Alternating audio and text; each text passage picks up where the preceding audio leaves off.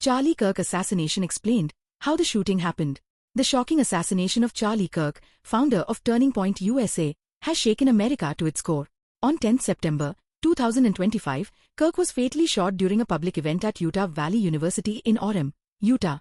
What was meant to be a lively stop on his American comeback to quickly turned into a national tragedy. Here's a clear breakdown of how the shooting unfolded, the investigation that followed, and what this means for US politics. The event in Utah. Charlie Kirk was addressing nearly 3,000 attendees at Utah Valley University as part of his debate-style Prove Me Wrong series. Known for his fiery exchanges and strong conservative stance, Kirk was mid-speech when chaos erupted. According to eyewitness accounts, a gunshot echoed across the venue, and Kirk collapsed instantly. Panic spread in the crowd as security rushed to shield attendees and escort them out safely. Within moments, law enforcement swarmed the area.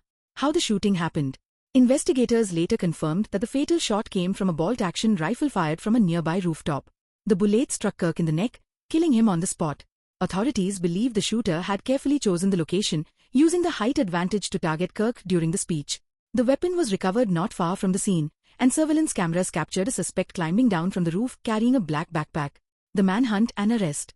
The FBI quickly released surveillance photos and appealed to the public for tips.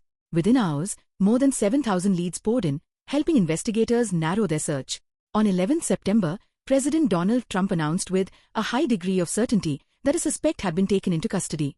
While details of the suspect's motive remain under investigation, Utah officials described the killing as a political assassination. National reaction. The assassination sparked grief and outrage across the United States. Supporters hailed Kirk as a fearless activist who dedicated his life to shaping conservative politics and engaging young voters. Critics, while often opposed to his views, expressed shock at the act of violence in a democratic society.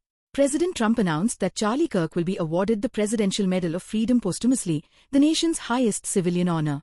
Flags across the country are being flown at half-staff in his memory. Why this matters?